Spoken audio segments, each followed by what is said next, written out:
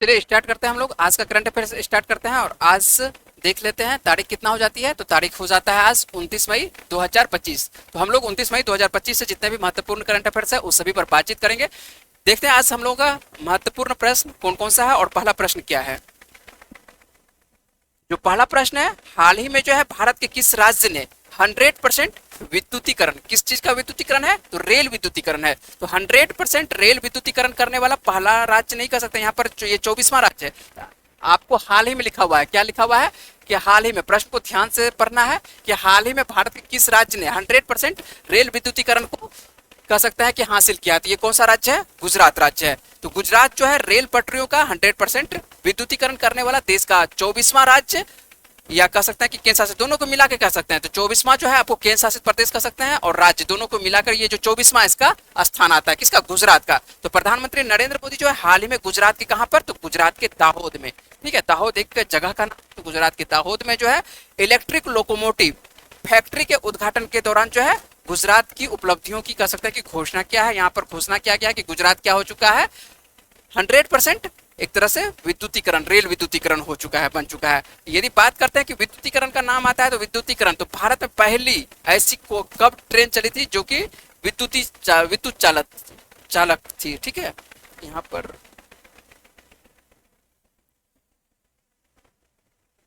ये ध्यान रखिएगा, भारत में जो है पहली विद्युत चालित ट्रेन जो है 1925 में चली थी। कब चली थी?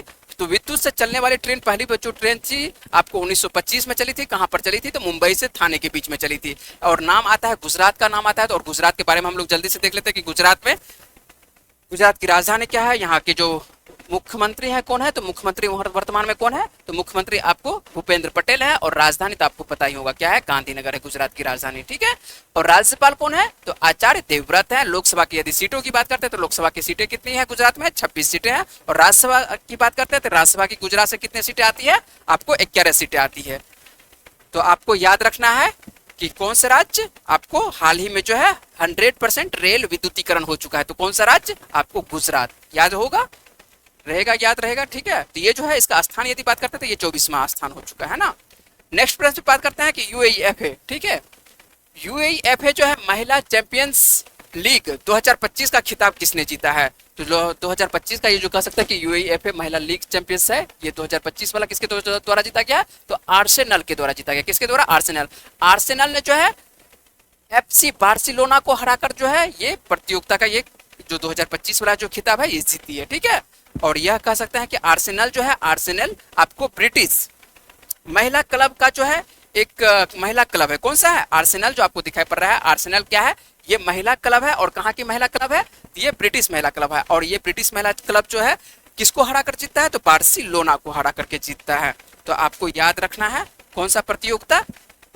आपको यूएईएफए महिला वाला जो चैंपियंस लीग होता है ये किसके द्वारा जीता गया है? तो आर्सेनल के द्वारा जीता गया है ना। तो ये कहाँ की महिला सब है, महिला क्लब है, महिला खिलाड़ी है? तो ये आपको ब्रिटिश महिला खिलाड़ी है। चलते हैं हम लोग अगले प्रश्न पर बात करते हैं। और अगला प्रश्न आप लोगों को यहाँ से कल भी प्रश्न दिए थे, उम्मीद है कि आप लोगों को याद होना चाहिए। तो ये आज याद, आपको याद नहीं है तो आप कल वाला वीडियो जाके देख सकते हैं, यहाँ से आपको कल भी प्रश्न देखने को मिला होगा। आज आइए, आज भारतीय बारे में बात कर रहे हैं। तो motor racing event Monaco grand pre. ठीक है, किसके बारे में बात कर रहे हैं? मोनाको ग्रांड प्री जो है फार्मूला 2 स्प्रिंट रेस में जो है जीतने वाले कह सकते हैं कि पहले भारतीय कौन है? तो ये पहले भारतीय हैं। और पहले भारतीय कौन है? कुश मैनी है। तो आप लोगों को याद रखना है कि कुश मैनी, ठीक है, कुश मैनी जो है Monaco grand prix sprint race में जीत हासिल किया है। और ये जो है कह सकते हैं कि जीतने वाले पहले भारतीय हैं। ये जो आपको दिखाई पड़ रहे हैं कुश मैनी जो दिखाई पड़ रहा है, कुश मैनी जो आपको दिखाई पड़ रहा है, ये भारतीय पहले भारतीय हैं जो कि किस में जीतते हैं? Monaco grand pre. ठीक है, मोनाको के बारे में आपको कल भी दिए थे, यहाँ से रेस जो है आपको दिखाई पड़ रहा है। तो ये आपको कल भी यहाँ से प्रश्न दिए थे। आपको कल वाला प्रश्न यदि याद नहीं तो आपको देखना होगा कल वाला वीडियो। याद नहीं तो आप क्या देख सकते हैं?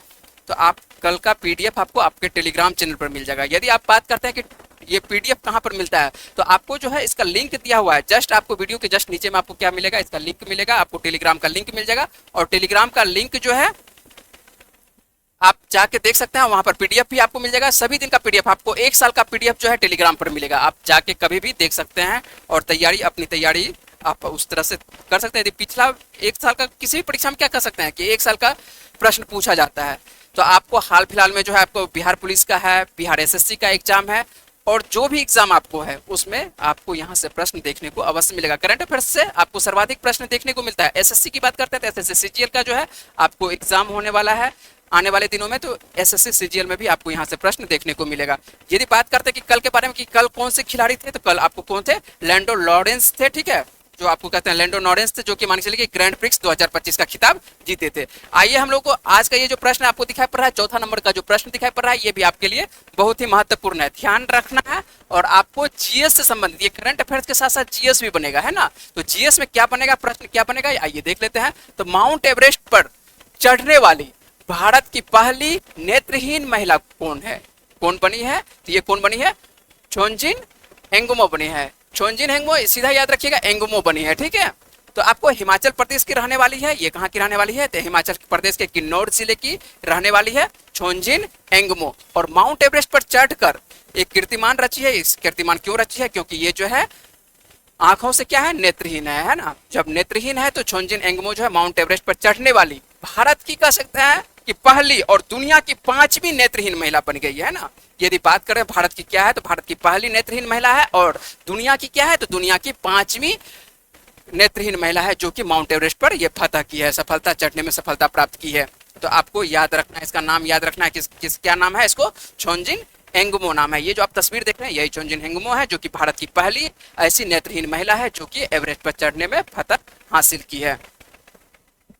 चलते हैं हम लोग अगले प्रश्न पर बात करते हैं। अगला प्रश्न क्या है देखिए, और यहाँ से आपको जो करंट अफेयर्स बन रहा है, लगभग आपको 2-3 दिन से आपको लगातार देखने को मिल रहा होगा कि यहाँ से जो प्रश्न आपको देखने को मिल रहा होगा, लगातार देखने को मिल रहा होगा। आइए बात करते हैं क्या प्रश्न है। तो ISSF, ठीक है, तो ISSF जूनियर विश्व कप 2025 महिलाओं की 25 मीटर पिस्टल स्पर्धा में स्वर्ण पदक किसने जीता है, तो ये किसके द्वारा जीता गया है, तो तेजस्विनी के द्वारा जीता गया है। यहाँ से आपको बार बार प्रश्न दे रहे हैं। जिस दिन पहला पदक जीता था कनक के द्वारा जीता गया था, आपको कल भी प्रश्न दिए थे यहाँ से। आइए अब बात कर लेते हैं। तेजस्विनी जो है जर्मनी के कहाँ पर यह प्रतियोगिता हो रहा है, तो आपको रोज बता रहे हैं कि जर्मनी के कहाँ पर हो रहा है, सुहल में हो रहा है। आयोजित ISSF जूनियर विश्व कप 2025 महिलाओं की 25 मीटर पिस्टल स्पर्धा में जो है स्वर्ण पदक जीती है, किसके द्वारा, तो आपको किसके द्वारा, तेजस्विनी के द्वारा। और इस तरह से बात करते हैं कि भारत के द्वारा अभी तक में मान के चलिए कितना पदक जीता गया है, तो भारत के द्वारा जो है 11 पदक जीता गया है। कितना पदक, तो 11 पदक जीता गया है। इसमें क्यों है, क्या है, 3 स्वर्ण है, 4 क्या है, रजत है, और 4 क्या है, कांस्य पदक है। तो आपको याद रखना है, बार बार आपको यहाँ से प्रश्न दे रहे हैं, रोज आपको यहाँ से प्रश्न लगभग देखने को मिल रहा है। तो जब तक ये विश्व कप चलेगा तब तक आपको यहाँ से रोज प्रश्न देखने को मिल रहा होगा, और जो भी अपडेट होगा यहाँ से अपडेट आपको बार बार करते रहेंगे। ये जो आप तस्वीर देख रहे हैं, ये तेजस्विनी है, और इनके द्वारा क्या जीता गया, 25 मीटर राइफल में जीता गया है, स्वर्ण पदक जीता गया है। ये जूनियर खिलाड़ी हैं, ठीक है, और ISSF है शूटिंग प्रतियोगिता में ये भाग ले रहे, कहाँ पर, जर्मनी के सुहल में। आइए बात करते हैं नेक्स्ट प्रश्न पर, और नेक्स्ट प्रश्न क्या है देख लेते हैं। हाल ही में कछुआ आप लोग देखे ही होंगे, है ना। कछुआ संरक्षण के लिए जो है आदर्श मंदिर घोषित किया है, ठीक है, आदर्श मंदिर घोषित किया गया है। किस मंदिर को, तो नागशंकर मंदिर। कौन सा मंदिर नाम है, नागशंकर मंदिर। और ये किस भारतीय राज्य में स्थित है, पूछा जा रहा है कि नागशंकर मंदिर जो है ये किस भारतीय राज्य में स्थित है, तो ये किस भारतीय राज्य में स्थित है, असम में। कहाँ पर स्थित है, असम में।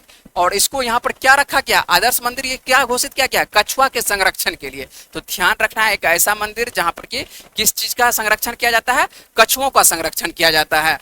तो नागशंकर मंदिर जो है, जिसे कि कछुओं का संरक्षण अपने प्रयासों के लिए जाना जाता है, और असम के विश्वनाथ जिले, कौन से जिला है, विश्वनाथ जिले के सूटिया शहर में, ठीक है, सूटिया शहर का नाम है, जगह का नाम है।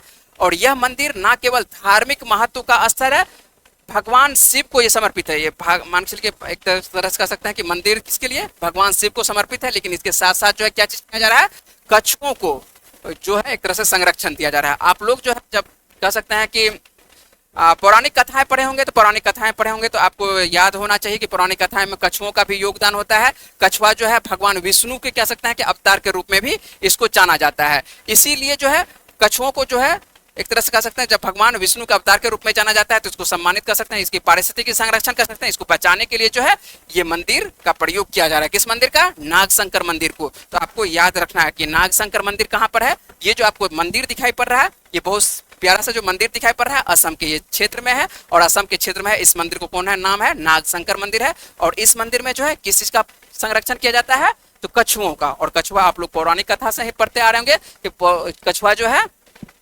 किसका स्वरूप कह सकते हैं कि विष्णु का स्वरूप है, या ऐसा भी पौराणिक कथा के ये वैसे ज्योग्राफी के अनुसार अध्यात्म के हिसाब से बता रहे हैं, ऐसा भी पढ़ते होंगे जो पृथ्वी जो टिकी हुई है किस पे टिकी हुई है? शेषनाग, या कह सकते हैं कि कछुओं पर, ठीक है, ऐसा ऐसा आप लोग पढ़ते होंगे। लेकिन ये सब क्या है, अफवाह है, ऐसा सत्य नहीं है, ज्योग्राफी के हिसाब से ये सही नहीं है ना।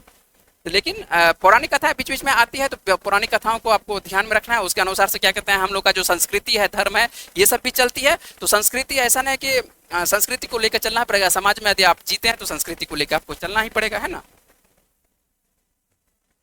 चलते हैं अगले प्रश्न पर बात करते हैं। गृह मंत्रालय ने जो है, और ये प्रश्न आपको सर्वाधिक महत्वपूर्ण है। किसके लिए महत्वपूर्ण है? आप लोग ज्योग्राफी में ये प्रश्न पढ़ते आ रहे होंगे। क्या पढ़ते आ रहे होंगे उसके बारे में बातचीत करेंगे, और बातचीत के साथ साथ आपको ध्यान रखना है और अपडेट करना है। आप ज्योग्राफी में जो पढ़ रहे हैं, क्या ज्योग्राफी में पढ़ रहे हैं, अभी तक क्या पढ़ते आ रहे थे, अब क्या पढ़ेंगे, है ना, उसको आपको अपडेट करना है, करंट अफेयर्स के साथ अपडेट करना है। देखिए क्या है प्रश्न, गृह मंत्रालय की 2023-24 की रिपोर्ट के अनुसार से जो है भारत की समुद्र तट की जो है नई संशोधित आधिकारिक लंबाई क्या है? ठीक है, तो समुद्र तट की जो है आधिकारिक लंबाई कितना हो चुका है? तो 11,099 किलोमीटर हो चुका है। कितना हो चुका है? 11,099 किलोमीटर। आइए बात करते हैं इस पर। भारत की तटरेखा जो है, ठीक है, तो भारत की तटरेखा को जो है आधिकारिक तौर पर जो है फिर से मापा गया। क्या क्या क्या है? भारत की तटरेखा को, प्रश्न को ध्यान पूर्वक देखेंगे, ठीक है, ध्यान पूर्वक इसलिए देखेंगे क्योंकि ये ज्योग्राफी का प्रश्न है, और ज्योग्राफी का जब प्रश्न है तो ये प्रश्न आप लोगों को किताब में लिखा हुआ है, लेकिन अब इसको क्या करना है, अपडेट करना है, इसको सुधार किया गया फिर से। देखिए फिर से बात करते हैं, भारत की तटरेखा को जो है आधिकारिक तौर पर क्या किया गया, फिर से क्या किया गया है, मापा गया है।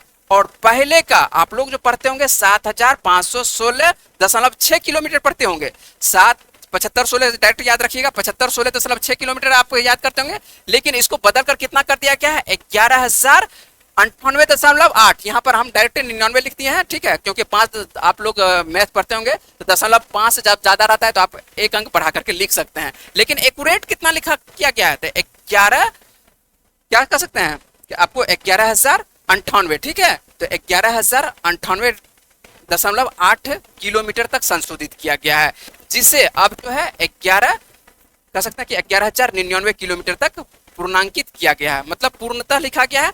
यह परिवर्तन जो है भौतिक भूगोल में किसी भी परिवर्तन के कारण नहीं था, बल्कि जीआई सैटेलाइट, अल्टीमेट्री कह सकते हैं, अल्टीमेट्री और लिडार जीपीएस, ठीक है, यहाँ पर रडार कह सकते हैं कि रडार जीपीएस और ड्रोन आधारित जो है इमेजिंग जैसी उच्च रिजोल्यूशन मैपिंग तकनीकों को जो है अपनाने के कारण ये था, है ना। और इस उन्नत विधियों ने जो है अधिक विस्तृत और सटीक प्रदान किया है। तो यहाँ पर इसको लिख लीजिएगा, रडार कर दीजिएगा, ठीक है, रडार जीपीएस ड्रोन की तकनीक से जो है इसको मापा गया है।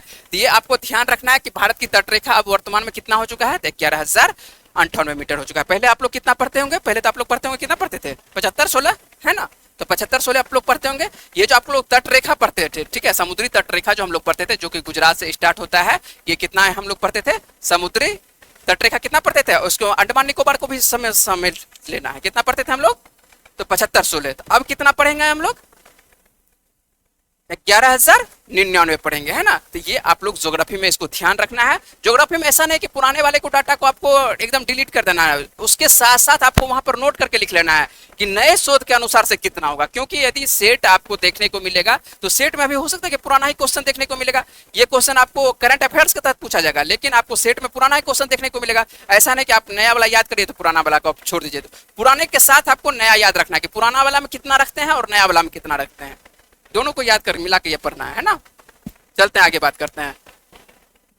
गुफा में रहने वाली मछली कौन सा मछली है, सी एस्टूरा डोंसी कलवा जो है आपको दिखाई पड़ता है। ये नई प्रजाति किस भारतीय राज्य में खोजी गई, तो किस भारतीय राज्य में खोजी गई है, तो मेघालय में खोजी गई है। किसका नई प्रजाति है, तो ये मछली का है, कौन सा मछली, सी एस्टूरा डेंसी कलावा है, ठीक है, डेंसी कलावा। तो डेंसी कलावा का कह सकता है कि एस्टूरा डेंसी कलावा का एक मछली है, और इसकी एक नई प्रजाति खोजी गई है। कहाँ पर खोजी गई है, तो मेघालय राज्य में खोजा गया है। क्या है नई प्रजाति, तो ये मछली जो है गुफा में रहने वाली मछली की नई खोजी गई प्रजाति है। और सी एस्टूरा डेंसी कलावा जो है मेघालय के पूर्वी खासी हिल्स में, ठीक है, पूर्वी खासी हिल्स में जो है जिले में कह सकते हैं ये स्थित एक भू गर्भित कह सकते हैं या भूमिगत कह सकते हैं, भूमिगत गुफा और मावा जिम्बुइन में पाई गई है। ठीक है, कौन से मावा पाई गई है, तो भूमिगत गुफा और क्रेम माव जिम्बुइन में ये पाई गई है। और यह मछली क्या होती है, यह मछली जो आपको दिखाई पड़ती है ये भूमिगत जलधाराओं के वातावरण में खुद को ढालने में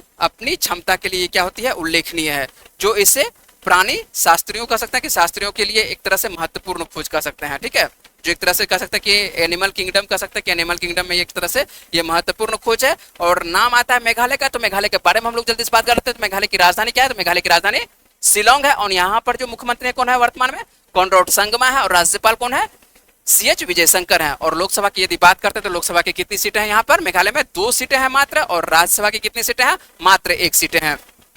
और आपको नाम लिखा हुआ है कौन सा, सिस्ट्रा डेंसी कलावा की नई प्रजाति मछली जो है ये कहाँ पर रहती है, ये गुफा में रहती है। ये जो आपको मछली दिखाई पड़ रही है अच्छे से देखिएगा तो ये आपको मछली दिखाई पड़ रही है। और मछली जो है कहाँ पर रह रही है, आपको ध्यान से देखिए तो ये आपको पर्वतों के बीच में आपको गुफा में दिखाई पड़ती है। ठीक है, और ये मछली की खोज कहाँ पर की गई है, तो आपको खोज की गई है मेघालय में, है ना, याद रहेगा। उम्मीद है कि आप लोगों को याद होना चाहिए।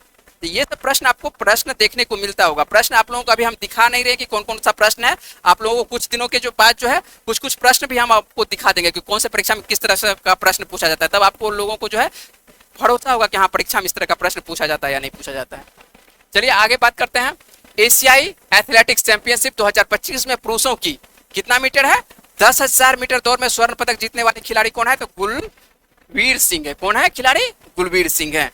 तो कितने मीटर है, 10,000 मीटर दौड़ में जो है आपको एशियाई एथलेटिक्स कौन सा हो रहा है खेल, तो एशियाई एथलेटिक्स है। और यहाँ कहाँ पर हो रहा है, तो ये भारत जो है बैंकॉक में, कहाँ पर हो रहा है, तो बैंकॉक में हो रहा है। तो बैंकॉक किसकी राजधानी है, थाईलैंड की राजधानी है। तो थाईलैंड की राजधानी बैंकॉक में एशियाई एथलेटिक्स चैंपियनशिप में जो है भारत का पद देखते हैं। तो भारत में 2025 में अपने अभियान की जो है शानदार शुरुआत किया जाता है, जिसमें राष्ट्रीय रिकॉर्ड धारक कौन रहते हैं, भारत की तरफ से जो नेतृत्व कर रहे हैं कौन कर रहे हैं, गुलवीर सिंह कर रहे हैं। और इनके द्वारा जो पुरुषों की 10,000 मीटर स्पर्धा में जो है देश के लिए पहला स्वर्ण पदक जीता गया है। तो आप लोग स्वर्ण पदक याद रखना है कि एशियाई एथलेटिक्स चैंपियनशिप में जो है गुलवीर सिंह के द्वारा जो है आपको ये स्वर्ण पदक जीते हैं, है ना। और स्वर्ण पदक जीते हैं कितने मीटर में, तो 10,000 मीटर में। और यहीं पर बात कर लेते हैं, इससे पहले यदि कहते हैं तो सरविन सेबेस्टियन पुरुषों की जो है 20 किलोमीटर पैदल चाल में जो है कांस्य पदक जीतते हैं। तो इसका भी नाम आपको याद रखना है, इसके बारे में आपको मान के के यहीं पर लिख देते हैं नोट करके, अगला प्रश्न नहीं बनाते हैं। तो इसी जगह से प्रश्न से समझ लेना है कि इससे पहले दिन कह सकते हैं कि पहला दिन में जो है कौन जीतते हैं, तो सरविन सेबेस्टियन जीतते हैं। ये कितने मीटर में, ये तो 20 किलोमीटर में, ये पैदल चाल है। ये क्या है, सेबेस्टियन का क्या है, पैदल चाल वाला है। तो पैदल चाल में क्या कहते हैं, ये कौन सा पदक जीतते हैं, तो कांस्य पदक जीतते हैं। तो आपको दोनों का याद रखना है। ये जो आप तस्वीर दिखाई पड़ रहा है ये किनका तस्वीर है, ये स्वर्ण पदक जीते खिलाड़ी किसका, गुलवीर सिंह का है। ठीक ना। तो आप लोगों को एशियाई एथलेटिक्स चैंपियनशिप कहाँ पर अभी हो रही है वर्तमान में, थाईलैंड की राजधानी बैंकॉक में हो रही है। तो आपको याद रखना है। चलिए अगले प्रश्न पर बात करते हैं। और ये प्रश्न वैसे बहुत पहले जब घोषणा हुई थी उस वक्त भी आपको करवा चुके थे, एक बार फिर से करवा रहे हैं। क्या करवा रहे हैं फिर से, तो क्योंकि ये पुरस्कार जो है अब वितरित किया गया, राष्ट्रपति के द्वारा जो है घोषणा बहुत पहले की जाती है और क्या कहते हैं जनवरी के समय में ही घोषणा की गई थी, लेकिन अब जो है इसका वितरण किया जा रहा है। तो वितरण किया जा रहा है, तो वितरण किया जा चुका है। ठीक है, तो देखिए एक बार फिर से इस प्रश्न को आपको बता देते हैं, क्योंकि बिहार से जुड़ा हुआ है, तो बिहार से जुड़ा हुआ है, तो इस प्रश्न को आपको देखना चाहिए। लोक संगीत में योगदान के लिए किसे 2025 में मरणोपरांत जो है पद्म विभूषण से सम्मानित किया गया है। वैसे उम्मीद है कि आप लोगों को सभी को पता होगा, तो शारदा सिन्हा को, शारदा सिन्हा का आपको पता है कि क्या कहते हैं हाल ही में क्या हुआ है, इनका निधन हुआ है।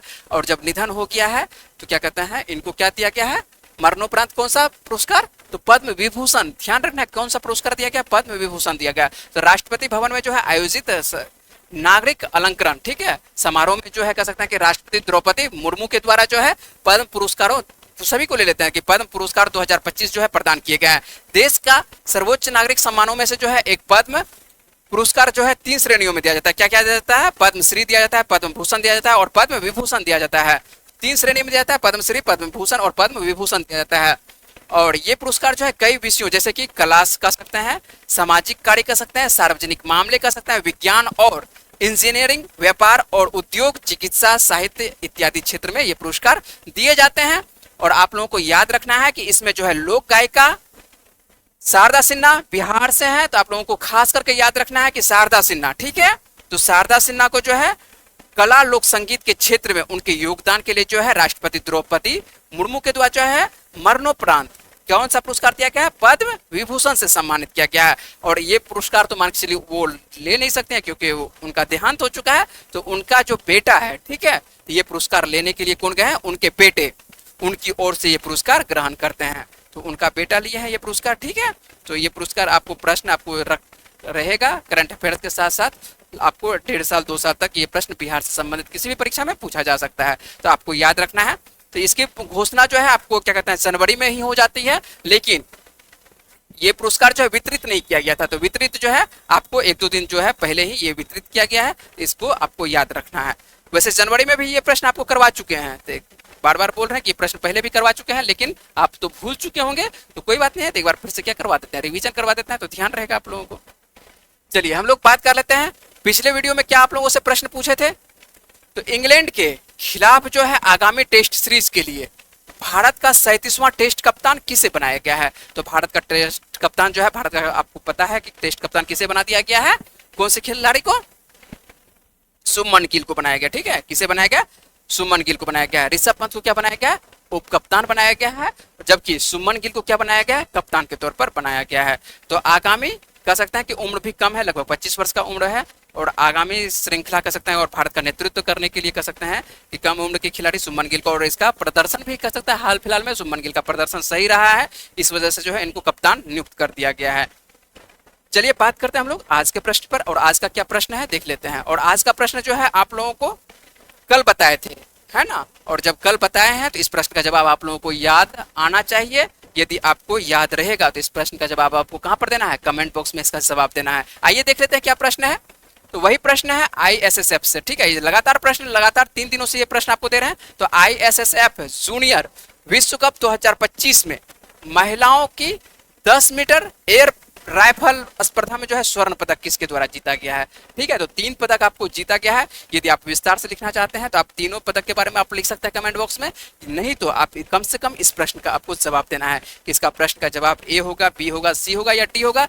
जो भी आपको लगता होगा वो प्रश्न आप जवाब देने की कोशिश करेगा। यदि आपको वीडियो अच्छा लगता है तो वीडियो को क्या करना है? आपको लाइक करना है, सब्सक्राइब करना है, और अपने दोस्तों के साथ भी इस वीडियो को थोड़ा शेयर कर दीजिएगा, जिससे होगा क्या होगा कि आप लोग को जो वीडियो बना रहे हैं कैसा बन रहा है, नहीं बन रहा है, वो आप लोगों को पता चला है। कुछ कमेंट में लिखिए, ठीक है, जिससे पता चले कि आप लोग को वीडियो सही तरीके से बन रहा है या नहीं बन रहा है, और आप लोगों को क्या चाहिए करंट अफेयर्स के अंतर्गत, और आपको कुछ प्रश्न चाहिए, हो सकता है कि कुछ भी जो भी आपको जरूरत है वो आप बताइए, जिससे कि और भी वीडियो तैयार किया जाएगा, है ना। मिलते हैं आप लोगों से अगले वीडियो में। चलिए मिलते हैं कल।